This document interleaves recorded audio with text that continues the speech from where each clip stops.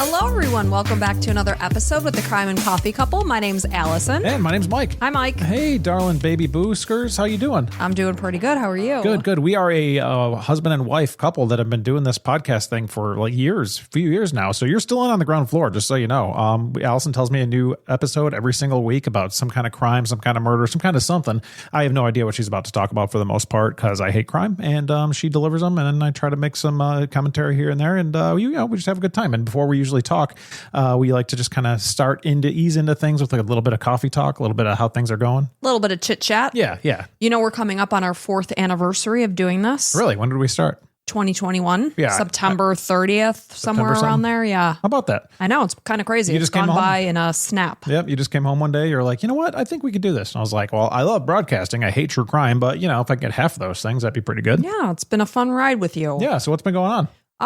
The typical stuff. It seems like every time we sit down to do this podcast, I always have to like clear my throat or burp or some kind of disgusting thing that us ladies just apparently don't do. I have to live with this, unfortunately. Well, this whole Allison thing right here, it's unfortunate for me, but that's disgusting. So it is. And I'm sorry, but I'm drinking carbonated water. Yeah. So you're just going to make it worse. Our son has been watching a lot of YouTube recently. We don't have cable we're about to buy it because of the NFL Sunday ticket, but we don't have cable. So we usually watch YouTubes. Like you've been watching the travel stuff and he's watching something about some Reddit story.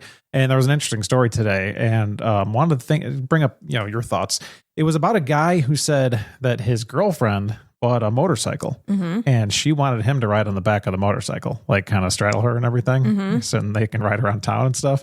And I was and he's like, I told her I had a problem with riding on the back because I didn't want to seem like, her emasculated. Yeah. And that's like, he's like, I don't know if I had, and then it ended up that the reason he had a problem was that his mom used to drive him to school on a scooter, like a moped, and they used to call him Moped Boy. So that's what he said, which I don't really believe. I think he was just emasculated. Yeah, I think he needs to get with the program, have some confidence in himself, and that it doesn't matter if his girlfriend wants to drive the motorcycle, hop on the damn back. Absolutely. And I'm like a total, self-described feminist, but then I started thinking like, if you got a motorcycle, I don't think I'd want to straddle you on the back of it. You would look kind of funny straddling me on the back. Yeah. I mean, it is an emasculating thing. And it's like, it's just because I'm a man, but it doesn't mean I shouldn't be on the back of a motorcycle. I'm really struggling with this. I think you should have the confidence to do whatever you want to do. Now, initially, it would feel like I'd be like, whoa, wait, this doesn't feel right. So what do you think? You're better than me? Is that what you're trying to say? That you're better than me? No. I just wouldn't want to crush you. That's what I would say. I'd be like, if we got in an accident, you would be dead because I'd just crush you into the car in front of us. Well, let's call a spade a spade. We'd probably be dead anyway. Right. That's motorcycles for you. But I really struggled. I'm like, I don't know if I would. I would. If you were like, yeah, this really means a lot to me. I'd be like, okay, I'll straddle you and get behind you.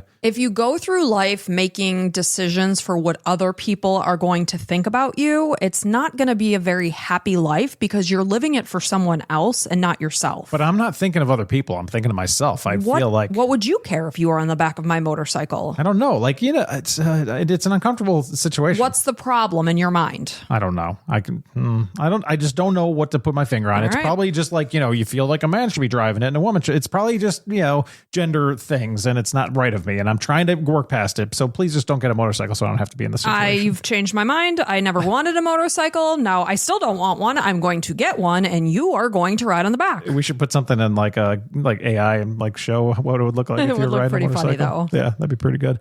But yeah, anything else going on this week? Not really. No, I'm kind of boring. What was I saying? We were laughing about something and I was like, yeah, I'm not on board with your dog and pony party or dance. That's what I said. I'm like, I'm not on board with your dog and pony dance. And you're like, I think it's the dog and pony show. Yeah, you're adorable. And I was like, oh yeah. You try your best. That sounds right. Yeah, you do a good job. We're just a little mom and pop couple over here. We have no major network behind us, but you are still in on the ground floor like I started. So just, go ahead and subscribe to us on YouTube and just follow us on your podcast platform, whatever. Help us grow. Tell all your friends and neighbors. Who are you? Who am I? I'm Pa. And I'm Ma. And we have mugs to prove it. Yeah, it says it right here. If you don't believe us, our friend Lauren got us these. Look, I'm Pa. It says it right there. You can see it on YouTube. Yeah, if you're on YouTube, you'll see it's true. Yeah. So, you want to get this show on the road?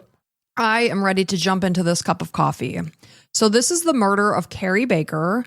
So shortly after midnight on Saturday, April 8th, 2006, Waco, Texas Baptist preacher, this is 35-year-old Matt Baker, He dialed 911 and calmly told the dispatcher that he thought that his 31-year-old wife, Kari Baker, just committed suicide. She was laying in their bed, her lips were blue, her hands were cold, and there was a note that he found nearby that said that she was sorry. Since she wasn't breathing and she had no pulse, the dispatcher told him that he needed to move her from the bed to the floor so that he could start CPR until the paramedics responded to the house. Hey, with 911, do you have an emergency? Yes, I think my wife just committed suicide. Tell me exactly what happened. My wife is laying in the bed, and her lips are blue, are cold, and there's a note that says "I'm sorry," basically. Is she conscious? No, she's not. Breathing? No, she's not breathing at all. No pulse or anything. Oh, she's got foam or something coming out of her nose. Okay, someone's at the front door. I gotta go. So when EMTs and police did arrive, Matt led them to their bedroom, but sadly, they were unable to revive Kari, and she was pronounced dead at the scene at 12:17 a.m. So while all of this chaos was happening, their two daughters, 9-year-old Kenzie and 5-year-old Grace, were blissfully asleep in their beds, having no idea that this was happening. So Matt told investigators that Kari had been battling depression since they lost their 16-month-old daughter, Cassidy, to a brain tumor, and this happened 7 years earlier in 1999. And he said that despite the passage of time, Kari wasn't getting better. And as a mom myself, I can't even imagine how one would ever go on after such a tragedy. So Matt, who was a minister at Crossroads Baptist Church in Hewitt, this is 10 miles south of Waco, told investigators that Kari sent him to the video store that night at 11:15 p.m., and she asked him to rent When a Man Loves a Woman. So this is the 1994 romantic drama starring Meg Ryan and Andy Garcia, and it just so happened to be the movie that they watched on their very first date. So when he came back, he said that he found their bedroom door locked, and then when he got inside, this is when he found Kari and she wasn't breathing. So investigators reviewed the typed suicide note that included a typed signature, and the note read, "Matt, I am so sorry. I am so tired. I just want to sleep for a while. Please forgive me. Tell Kenzie and Grace that I love them very much. Tell my mom and dad that I love them too. I love you, Matt. I am so sorry for the past few weeks. I want to give Cassidy a hug. I need to feel her again. Please continue to be the great dad to our little girls. Love them every day for me. I am sorry. I love you, Kari." So officers took photos at the scene, and then they contacted McLennan County Justice of the Peace. And because this was such a small town, they didn't have a medical examiner. So they spoke with the Justice of the Peace over the phone and explained, what evidence they found at the scene. And without going to the house or ordering an autopsy, the Justice of the Peace simply ruled Kari's death a suicide, and the case was officially closed. Yeah, seems pretty simple, right? Yeah. So basically, you could say that there was no investigation really done outside of the fact that they took photos, they read the suicide note, and then they just discussed all of this with the Justice of the Peace over the phone. So Kari was born on August 13th, 1974, to parents Linda and Scott. She was born in Salt Lake City, Utah. But sadly, her dad died when she was only a baby. And after his death, Linda, who is now suddenly thrust into being a single mom, she decided to relocate to Waco, Texas, in order to be closer to her sister so that she had a support system around her.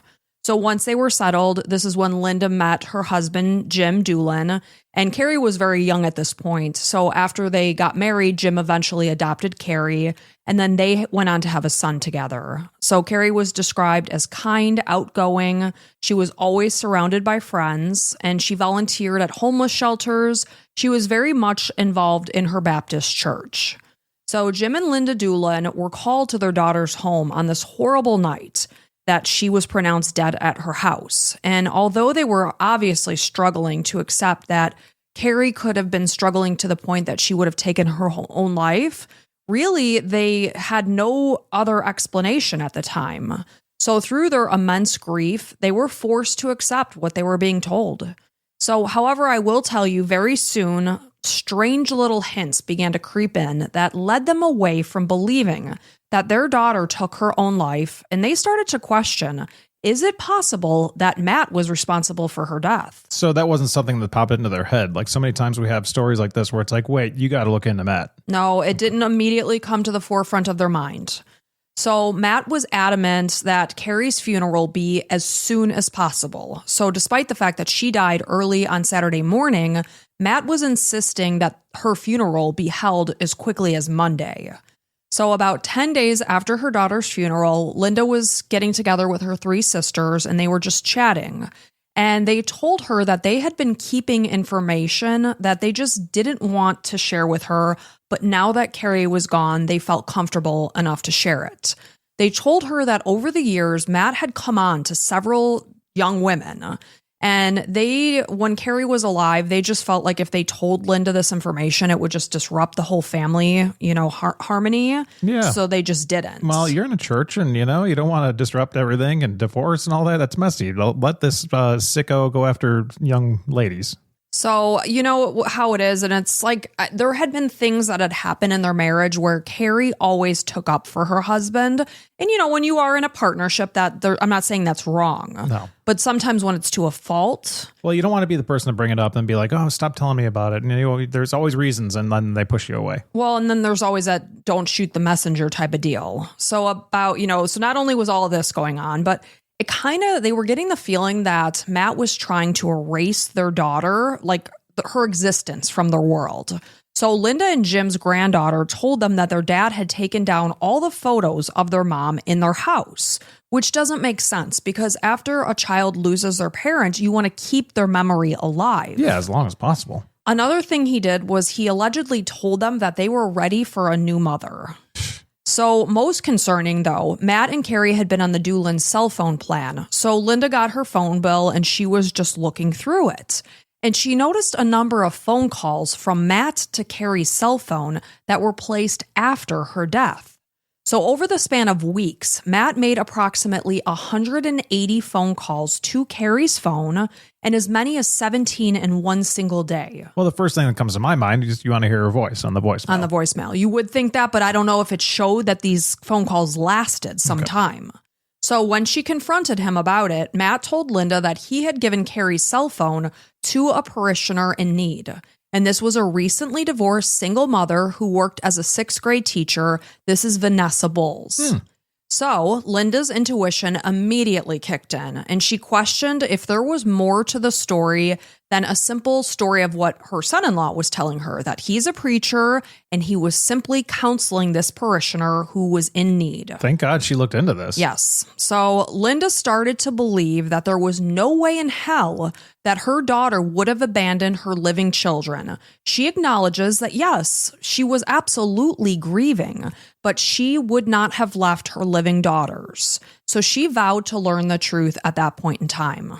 So since Hewitt authorities didn't want to re-examine Kari's case because they closed it as a suicide, Linda hired attorney Bill Johnston since she was just convinced that her son-in-law had murdered her daughter.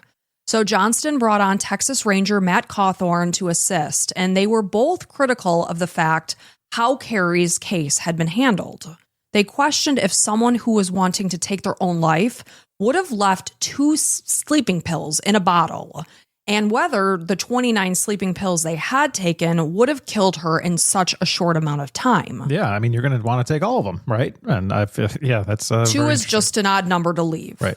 So they also wondered if Kari's body would have sufficient time for the level of lividity it reached in the 45-minute window of time that Matt had been gone, because of course they got their hands on the crime scene photos, or not even a crime scene photo because it wasn't a crime scene. From the photos of the scene, they witnessed what it looked like. And lividity is when blood pools into their skin, right? When they're laying in a certain way, like if it's in your calves, that means you were laying on your back. Right. So lividity occurs within hours of death, and it refers to the bluish-purple discoloration that occurs when gravity pulls the blood down to the lowest point in the body once the heart is no longer pumping blood throughout the body. So if you are laying on your back, the blood would settle at the backside of your body. So not only had the suicide note been typed rather than handwritten, but it also contained grammatical errors that Kari's loved ones felt were very uncharacteristic of her. She was a school teacher. Yeah. And it's just like me. It would bug the crap out of me if there were any grammatical errors. Yeah, if I left one, you'd be like, no, he wouldn't do that. Never. Like, and same with you. It's just like it's something about people, whether it's right or wrong. Like it's really interesting how they can find that. And I'm going to just go ahead and say that a typed suicide note in my book is highly suspicious. 100%. I don't know of, statistics. Yeah. In cases where it's a staged suicide, how many of the notes are typed rather than handwritten? Because we all know that there's handwriting analysts that can, study them and say, no, this was not her handwriting. I prefer typing. So maybe you can sure, I don't know. It's you could easier, say faster. that.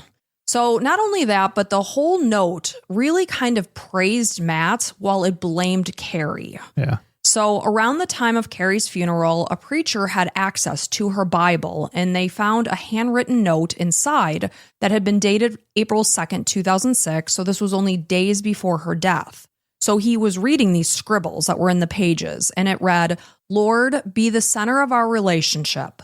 Lord, I'm asking you to protect me from harm. I am not sure what is going on with Matt, but Lord, help me find peace with him." Wow. So this shows that there was something going on in the relationship that she was asking for strength to deal with. And she was scared. Yes.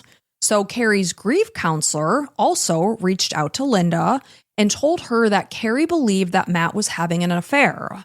And even more alarming, Kari told her that she found crushed pills in Matt's briefcase, and she feared that maybe he was going to harm her with these pills. So when Linda confronted her son-in-law about this, he claimed that the kids from the Waco Center for the Youth, where he was working, had put them there because they did not want to take their medicine. And he told her that he reported this incident to security at the center, but it was eventually confirmed that he had never spoken to anyone in security about this. Why would you make up something that far? Just be like, the kids gave them to me. That's it. Like, don't say that you reported it when you didn't, you idiot. Like, what a complete moron. And then also, it's like when parents find cigarettes on their kids, like, oh, I'm just holding it for a friend. It's like, it's not mine. It wasn't mine. Right. I always think of Puss in Boots when there's the catnip, and he's like, it wasn't mine. Right. So it's like people don't think, and they don't give people credit that they're going to investigate, that their word is just going to be taken at face value. So as Johnston began to look into Vanessa Bowles, the woman whose phone bills proved that Matt had been in frequent contact with her, he learned that she was the younger, attractive daughter of the music minister at Matt's church. So that's how they got familiar with each other. And Matt adamantly denied having any sort of relationship with her outside of a friendship, outside of a preacher who was counseling her. Mm-hmm. He argued that he often spoke with many friends, and Vanessa was simply no exception whatsoever. So at this point in time, Texas Ranger Cawthorn was unsure where Vanessa fit into any of this. Did she have something to do with what happened to Kari, or was she somebody that just caught Matt's attention? Yeah, did Matt tell her about it before he was going to do it? Right. And, part of the story. They don't know. So when Matt voluntarily spoke with investigators with the Hewitt Police Department a few months after Kari's death, he reiterated that he had been gone for somewhere between 40 and 45 minutes when he went to rent this video. He said that when he came home, he found their bedroom door had been locked, and when he managed to pry it open with a screwdriver, this is when he found his wife's nude, lifeless body in their bed. There was empty wine coolers present, as well as a near-empty bottle of over-the-counter sleeping pills. I believe they said it was Unisom. So Johnston and his team found it highly unlikely that in such a small window of time that he was gone, that Kari could have ingested the drugs, died, and then reached the state of lividity that they had seen in the photos. There were also inconsistencies in Matt's versions of events from that night. There was times that he said that when he left the house, Kari was asleep, which to me would be weird because if you were leaving the house that late to rent a movie and she was already sleeping, it's not like you guys were going to watch a movie that night. And then in other times, he said that she was awake. And anytime there's inconsistencies in a story, it's a red flag. So he told one officer that the door from the garage to the house was locked. And then he told another officer, no, it was the bedroom door that was locked. So Matt Baker met Kari Doolin in the summer of 1994 while they were students at Baylor University in Waco, Texas. And they were each working at a summer camp for the First Baptist Church. Kari was working as a lifeguard. I'm not sure what Matt was doing there.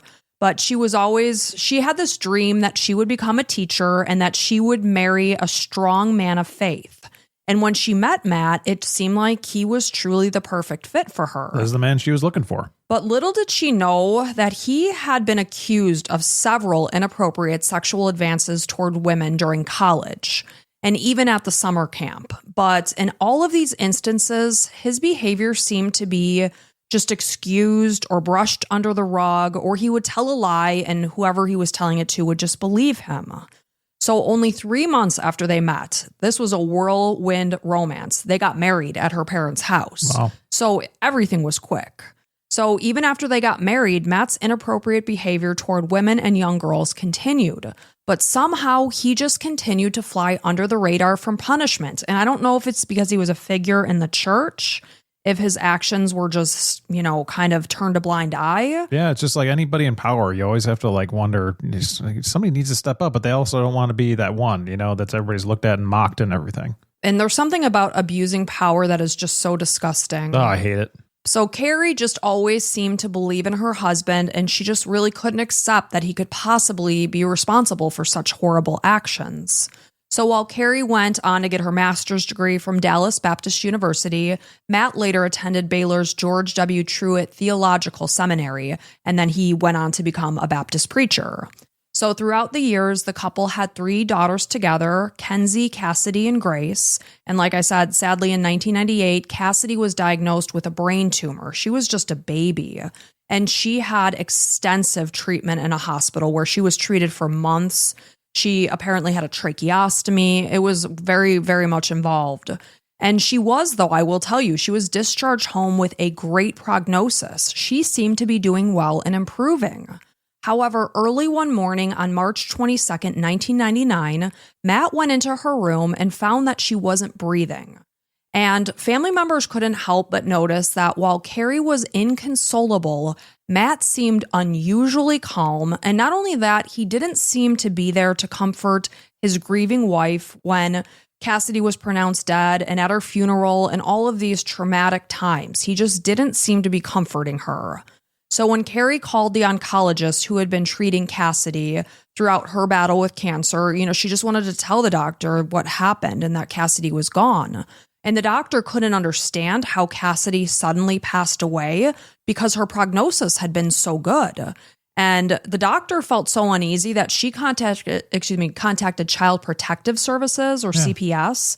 They came out to the house. They spoke with Kari and Matt. Nothing came of that visit. But a family friend did say that Matt made some kind of comment like, well, now I can get back to work. Oh, my God. Like, he almost seemed relieved after Cassidy's death. I mean, I get it if you're so worried that your kid's doing so bad. And it's just like, oh, my gosh, I just wish they were in a better place. But if her prognosis was good, right. That's terrible. And it was so good to the point that the oncologist is like, this just doesn't make sense. This doesn't add up. And especially well, go back to work. It's like, no, it's not that type of situation, man. Even if she was in a terrible situation, you'd still be sorrowful and just sad and just being like, man, I miss my baby. But, right. No. And then there was talk of some oxygen monitor that Cassidy would wear to bed, and Matt insisted she didn't need it and she didn't have it on that night. Great. So he killed his daughter. That's awesome. There's no proof necessarily Allegedly. of that. Allegedly, it just seems very suspicious.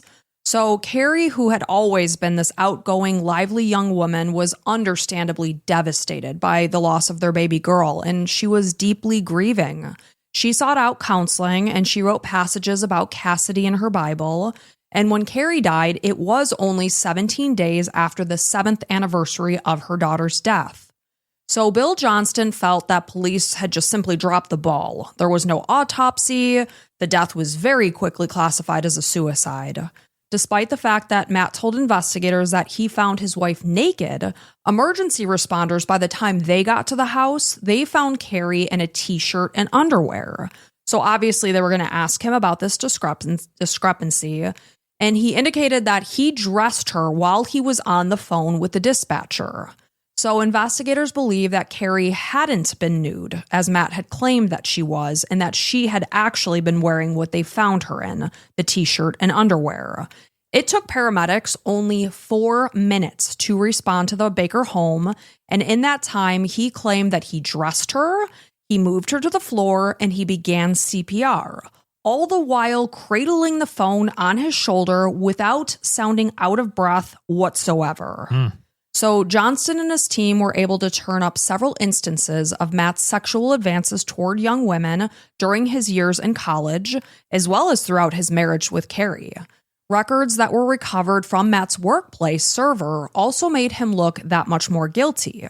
He spent hours upon hours on pornographic websites. At his church that he's the minister of? Yeah. Nice. Good. Yeah. And he had searched, this is even more concerning. He had searched terms that included overdose and death by sleeping pills. Oh my God, what a dumbass. So, of course, he was asked about this, and he argued that he only made these searches because he was fearful that his wife could potentially overdose on the sleeping pills that she was routinely taking. Investigators are like, okay. Sure. So Matt also searched pharmaceutical websites where Ambien and other drugs could be purchased without a prescription out of the country. I've done that. So with this information, the Doolins decided to file a wrongful death lawsuit in July of 2006. This is 3 months after Kari's death. So when investigators tracked down Vanessa Bowles in August of 2006, she denied having an affair with Matt, and she said she really didn't even know about Kari's death. I guess when word got around through the grapevine, through the church, she said that's when she knew. So based on the evidence that was obtained in the continuing investigation, the Justice of the Peace, this is Billy Martin, he decided he would reopen his ruling. So Kari's body was exhumed and an autopsy was done at Southwest Institute of Forensic Science in Dallas. But because of the passage of time, mostly because of the fact that Kari's body had been embalmed, meaning that all of her blood had been drained, they would not be able to obtain a blood test. So the pathologist was only able to confirm traces of alcohol, Ambien, and Unisom in her muscle tissue at the time of her death.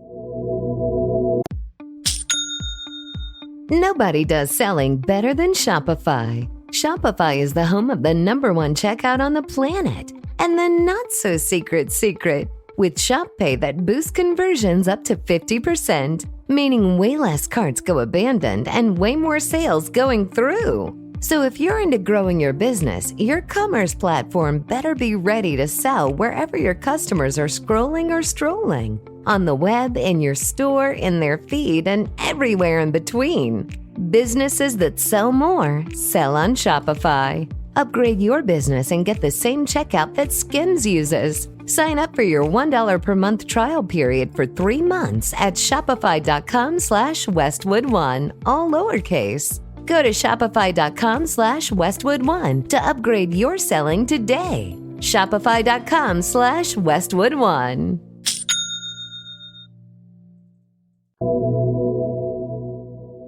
So we know Matt said that when he went into the bedroom, there were wine coolers and the Unisom bottle. There was no mention whatsoever of any Ambien being found in the bedroom. So that's like the outlier of this tissue sample.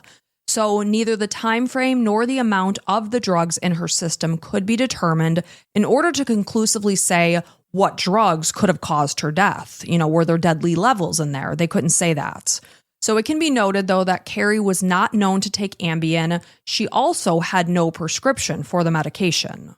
So the Doolins hired a toxicology expert from Tennessee who felt that because there were no pills that were found in Kari's stomach during the autopsy, it's unlikely that she died from an overdose, nor that she died within 45-minute time frame that Matt had been gone, because it takes time for your body to start to digest, the pills and to absorb them into your system. And one would expect that you would find pills in her stomach. So the Justice of the Peace, or JP, held an inquest in August of 2007 and reviewed all of the evidence from the toxicologists, the pathologists, police officers, as well as the Doolins, while Matt Baker, did not testify at this hearing. So at this point, the JP changed his previous ruling of suicide to undetermined. So with that being said, now we can investigate. Yep. So Matt Baker was arrested for murder on September 21st, 2007. And this was based on the improbability of his provided timeline on the night of his wife's death, as well as inconsistencies in his statements during the 911 call, the searches that he had made on both of his office and home computers, as well as the fact that police highly were suspicious of the fact that he was having an affair with Vanessa, despite the fact that both denied this. And this was also based on toxicology reports, as well as the fact that the justice of the peace changed the manner of death from suicide to undetermined. All of these things is what led to his arrest. So he was released on bond due to his highly successful defense attorney. This is Guy James Gray, who took on Matt's case pro bono. So Matt told investigators that he left the house right around 11:10 p.m. However, credit card records prove that he rented movies at 11:50 p.m., about 40 minutes later. And then the 911 call was placed at midnight, 10 minutes after he rented the movie. Although they did not believe that it was impossible, medical experts doubted that Kari overdosed and died within the window of time he was talking about. So photos of Kari's body were taken at 12:30 in the morning, and they depicted lividity, which can begin to form in as little as 20 minutes, or up to 2 hours after death is when it starts. So because the photos were not really great quality, they were not very close up, the doctors were unwilling to estimate her time of death based on the pictures alone. Because again, no autopsy was done. Oh, I hate when people start to come out with stuff and it's like clearly they have something that they're trying to do. I'd rather have them though say, I can't say for sure. Yeah, I respect that.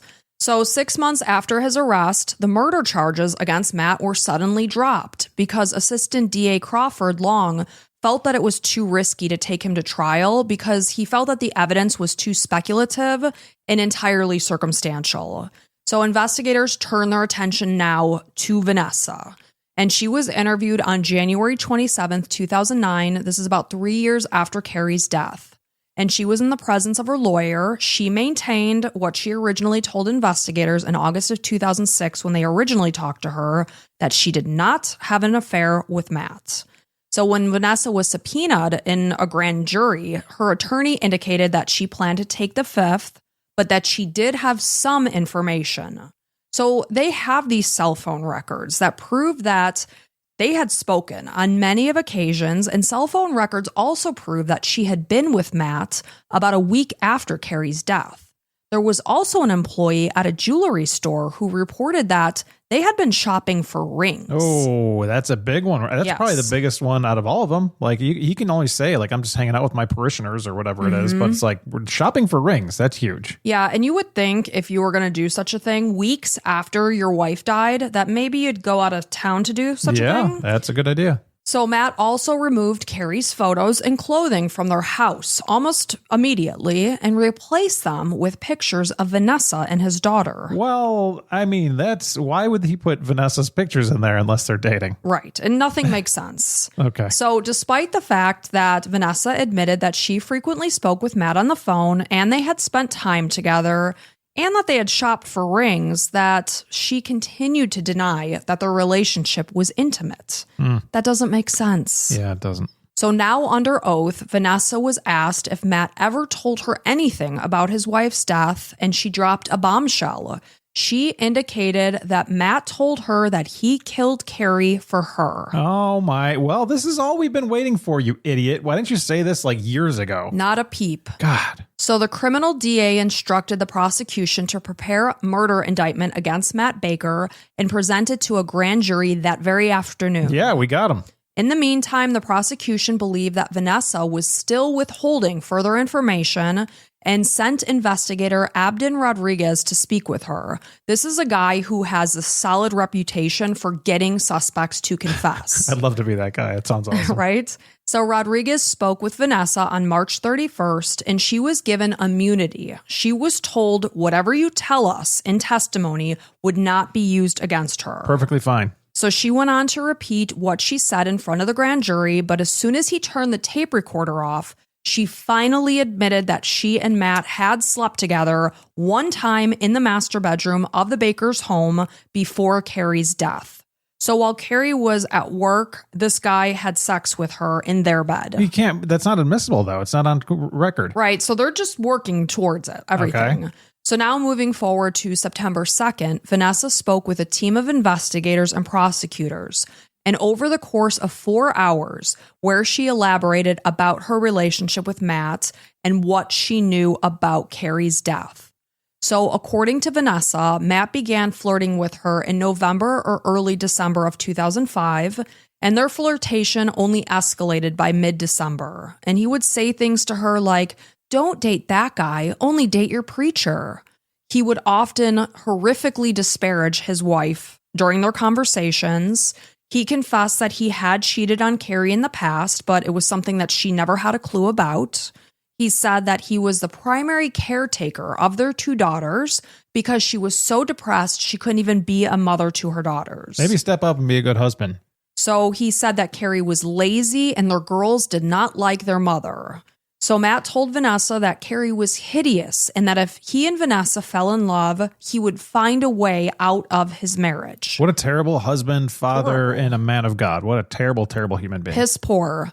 So Vanessa indicated that in February of 2006, this is 2 months before Kari's death, her relationship with Matt turned sexual.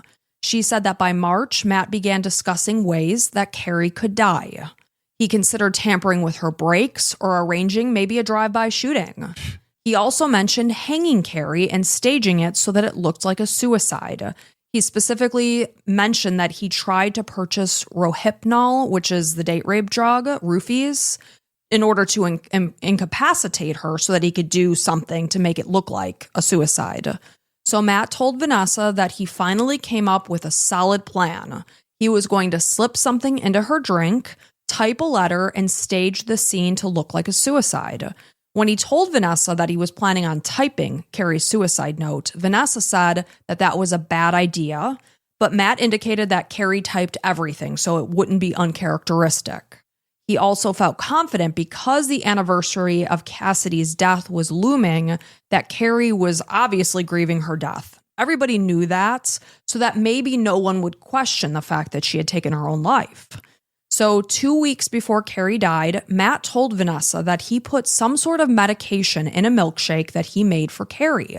But when she tasted it, she refused to drink it because she complained that it tasted like lead.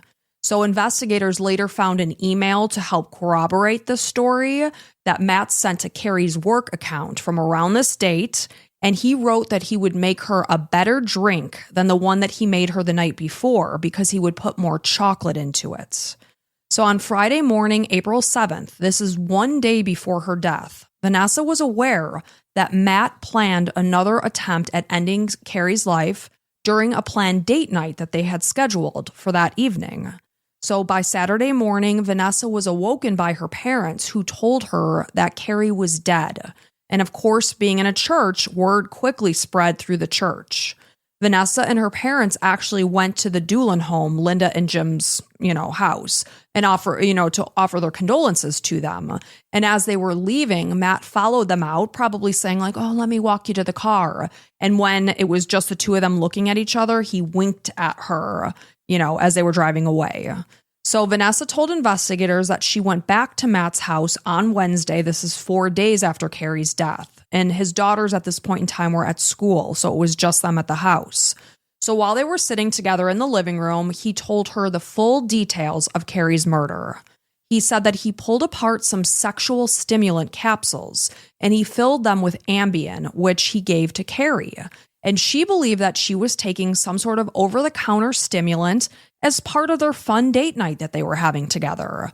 But instead, Matt took the sexual stimulants himself, and he gave Kari the ones that were spiked with Ambien. So as Kari started to feel groggy from Ambien, he took her to the bedroom. He handcuffed her to the bed under the guise of this spicy... We're having some fun. Yeah, spicy date night.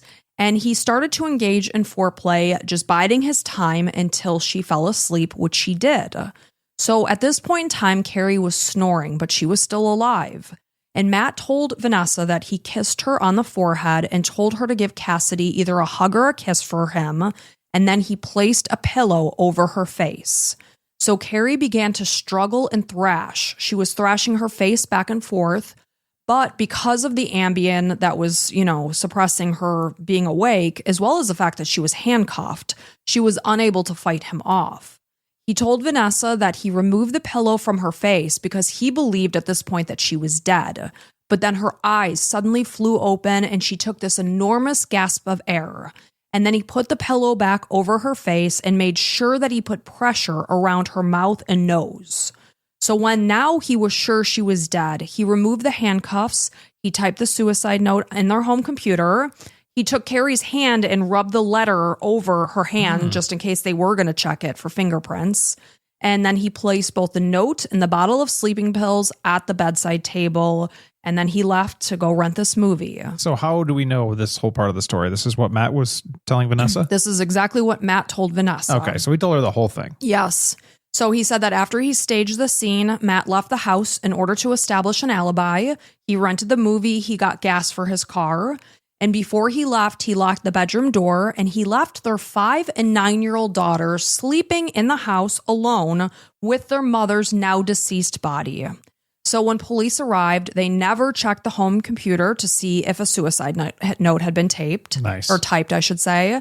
They never took the computer as evidence. The wine coolers on the bedside table were also nothing. There was no investigation outside of taking photos of her body and having a conversation with the justice of the peace. Because a good preacher would never do that. Right. And that's just so gross to just assume that this human being is so godly when he's doing all these atrocious things. Yep.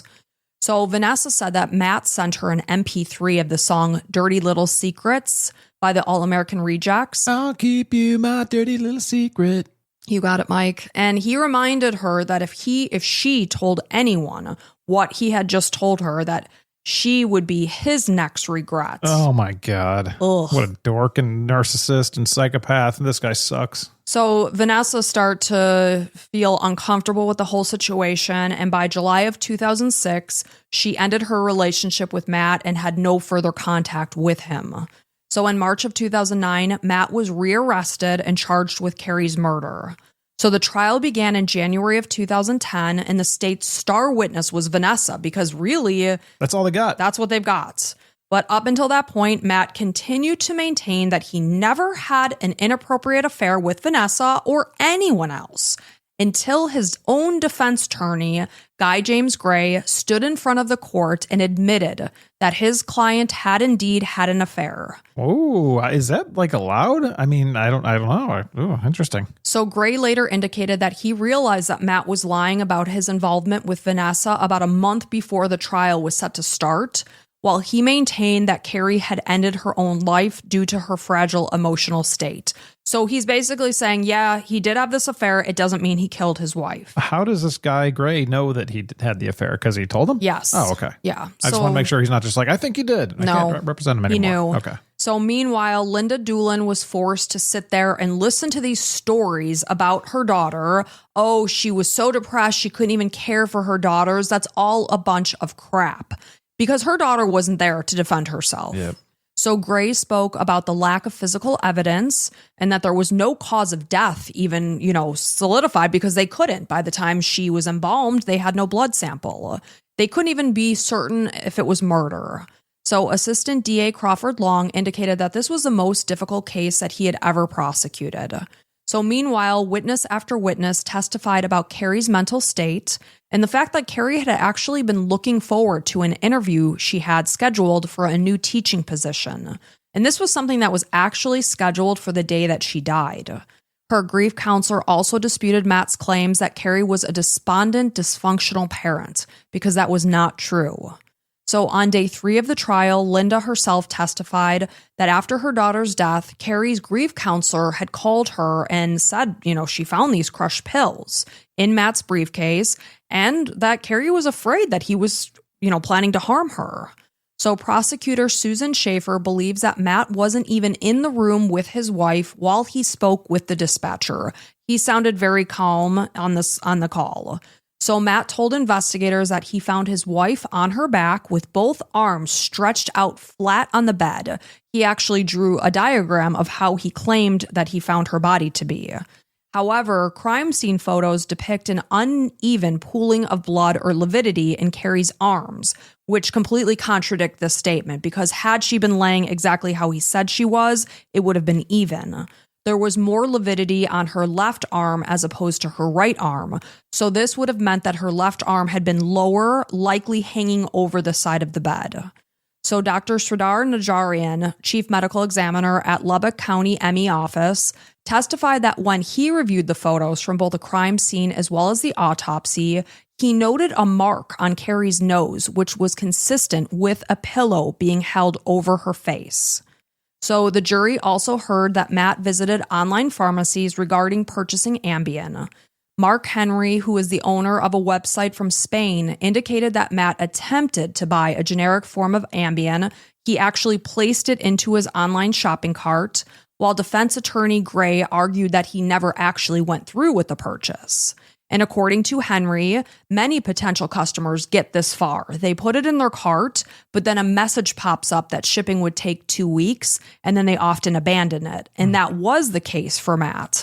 He never had actually purchased that Ambien, and they had no records to prove that he had purchased it elsewhere. That's tough because he had it from somewhere. Right. It was in her system. So on day 4 of the trial, 27-year-old Vanessa Bowles took the stand, and she admitted that for years she lied about her relationship with Matt.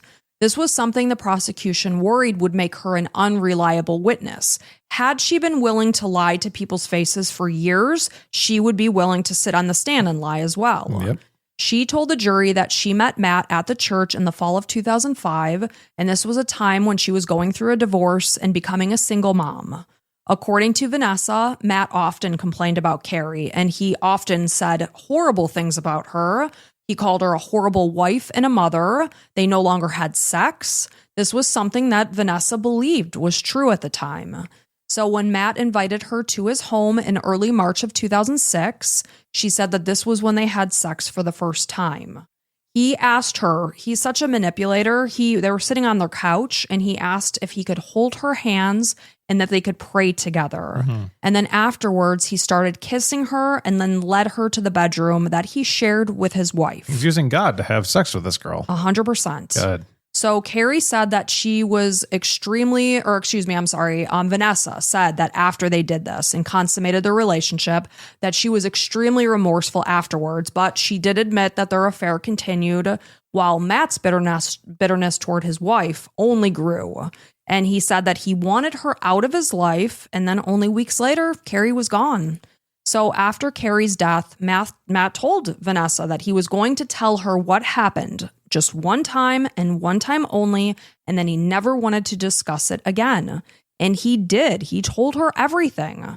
So, Vanessa sat on the stand and told the jury that under the pretense of a romantic evening, Matt gave Kari a mix of wine coolers and pills that he told his wife were sexual stimulants. And this is when he handcuffed her to the bed. He began kissing and touching her. She fell asleep because she hadn't taken a sexual stimulant.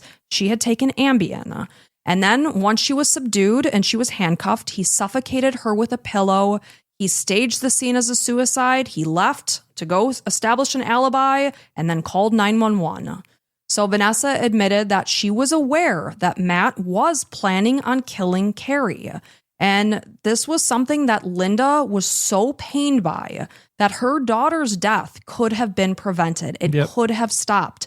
She knew that was happening on their supposed date night. And Vanessa could have just stepped up to the plate and told police, told somebody. I mean, she was afraid for her own safety also, but at the same time, man, you have that kind of information, share it. You could have saved a life. And at that point in time, Matt was not threatening Vanessa. He was still wooing her and we can have this life together once she's gone. That's what she was picturing, and that's why she didn't say anything. Yeah, so when I watched one video on this case, a lot of the commenters were like, she should be charged too. But remember, she was given immunity for her testimony. Yeah, I agree. Yes, 100%. She could have prevented this woman's death, and that is something she should have ended up in jail for. But because of her testimony, we're trying to get Matt here. Right. So only 2 weeks after Kari's death, Vanessa was at Matt's side. They were acting as a couple together. She was assisting him in hosting his daughter Kenzie's 10th birthday party. How alarming is that? Did the other people not see that they were together? I'm sure they weren't together. They were probably like, she's a support system to me. Right. Because I was going to, that's just such a bad look. Ugh. If you've got this other woman suddenly in your life. He's a narcissist. He doesn't care. So when she was asked if she was fearful that Matt could also be capable of murdering her one day, she admitted that it was something she thought about. but he promised her that he would be so happy he would never hurt her. And he also promised in front of God, like, till death do us part. I guess he did kill her. So, but to having to hold and whatever, all that stuff. Like, it's like you promise a lot of things. Doesn't matter to him. I always think in my mind, a relationship that starts with an affair is already on very rocky foundation, because you can't deny the fact that if he or she could do this to somebody else, they could very well do it to you. Can you imagine starting a relationship on, an affair plus murder? Yeah, no, that's pretty bad. Like, how did you guys meet? Well, let's see. We cheated on each other, and then he killed his wife. No, the story would be at church and whatever. And but that's like, in the back no, of but your I'm head. saying, like, if they told, like, that's your meet, cute. Yeah, really cute. Murder and an affair.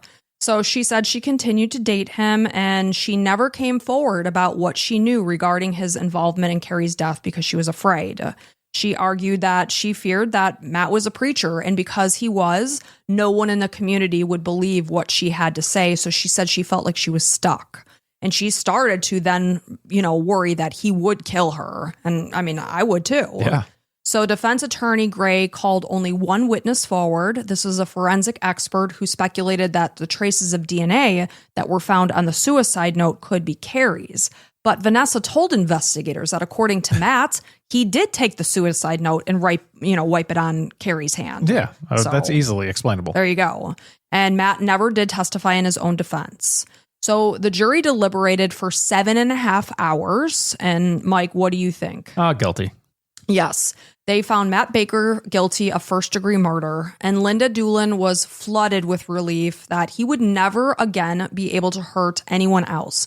Because even during college, he was doing some bad things to women and getting away with it. And then it escalated to the point that he was willing to get rid of his wife so that he could move on with this other girl. And then he's going to get bored with her and do the same thing. Absolutely. So following the verdict, Matt's attorney, Guy James Gray, admitted that he stopped trusting his client once he confessed that he was lying about the affair with Vanessa. He no longer believed really anything that his client had to say. Why would he cover his case pro bono? So I think in the beginning, he did believe him. Was he like a person that went to the church? Not that I know of. I don't understand. Like, why? So he did request, once he found out that Matt had an affair with Vanessa, he requested to be taken off the case, while Matt insisted that he remain his lawyer. And Gray indicated that never in his life had he been forced to go to trial in a case that he did not believe in. So when Linda Doolin was given the chance to address Matt, she said, "You haven't looked at me in almost 4 years. Can you look at me today? You murdered the mother of your children. But the most tragic victims, Matt, are Kenzie and Grace, those sweet, sweet babies." So in January of 2010, 38-year-old Matt Baker was sentenced to 65 years in prison. During his sentencing, 4 women testified that Matt had made unwanted sexual advances toward them, including one who complained to a police officer in an attempt of, getting a sexual assault case established. It also came to light that he utilized his church-issued laptop, as well as the computer that he worked on at the youth center in order to look at pornographic websites. And he also frequented sites that encouraged men or women who wanted to have an affair with on the partner. Yeah. So 1.5 years after Matt went to prison, Jim and Linda Doolin were now back in court to seek custody of their 2 granddaughters. They had been living in the meantime with Matt's parents. So sadly, Kenzie and Grace had been taught to hate their maternal grandparents, since they were basically portrayed as villains who caused this whole upheaval in their lives.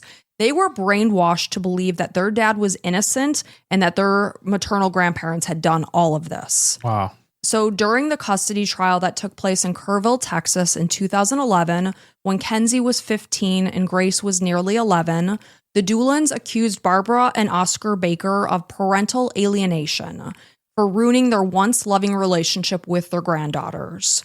So during the trial, it came out that the Bakers ran a foster home in Kerrville. So during much of Matt's early childhood, he grew up with many, many foster children, as many as 50 altogether. So now these foster children are adults in their 40s. Some of these then children came to the courtroom in Kerrville to accuse their former foster parents of abuse.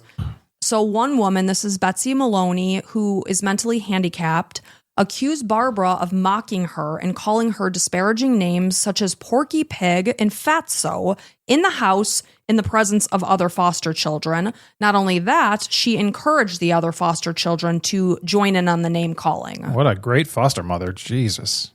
And she also accused Oscar of touching her in what she referred to as the wrong places. Oh. So another former foster child, this is Lori Miller Hardin, she recalled that Betsy was the butt of the jokes.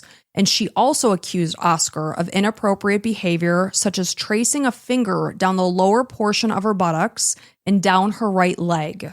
Connie Murfarki told the court that when she was only 12, Oscar French kissed her.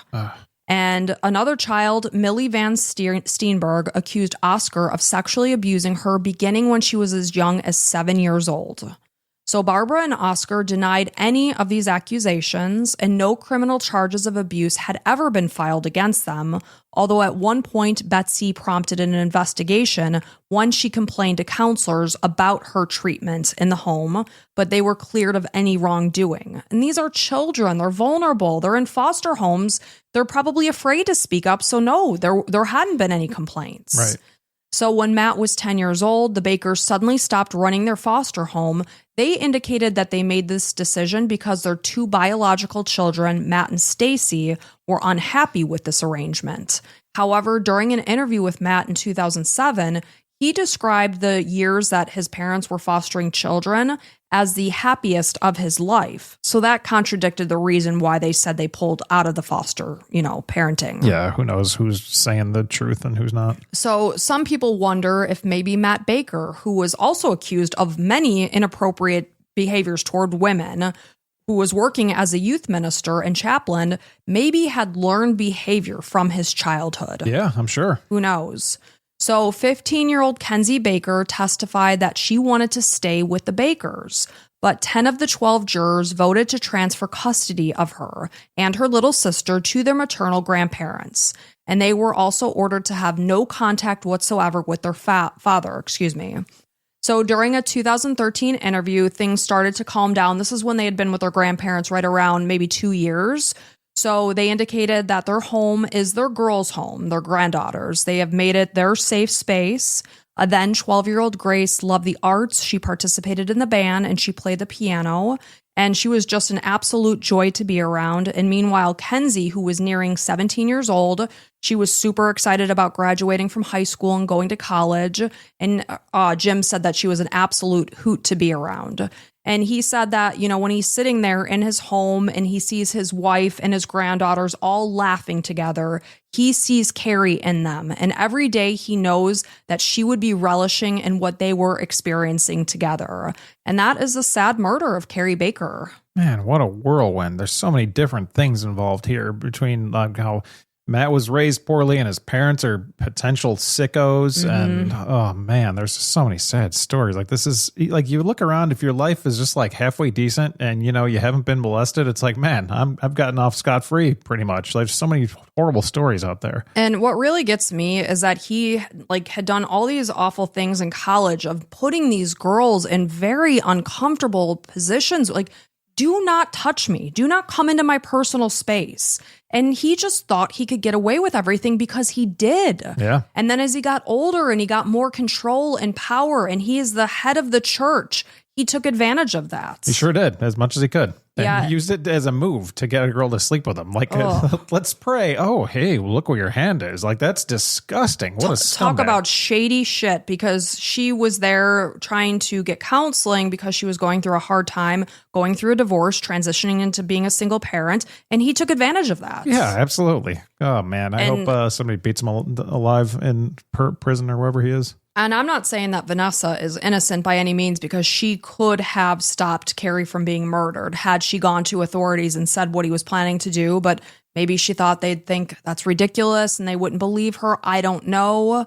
but it's just sad all around. That's not even worth talking about because the cops already said she can get off as long as she tells the truth. So it's like, what should she have? Yeah, absolutely. But she didn't. Yeah. And she was manipulated by this scumbag. So at least he's in prison. But man, what a sad story. Well, thank you for telling the story.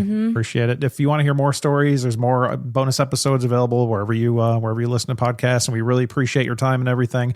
We're going to be back next week, next Sunday, every single Sunday with a free episode. Somebody's like, hey, well, you guys have a bunch of bonus episodes. Like every Sunday, there's this free episode. So listen to all those, okay? Exactly. And if you want extra content, you can listen to the Wednesdays. But we're here for you. We've got you covered on all the episodes. Sadly, there is no shortage of these horrible cases to go around. Yep. And if you have any suggestions on cases, just go to our Instagram page and click on the link there. And there's a show suggestion area from one of those links. Yeah, I really do appreciate all of our episode suggestions. And we just thank you guys. We hope you have a wonderful week. And until next time, bye.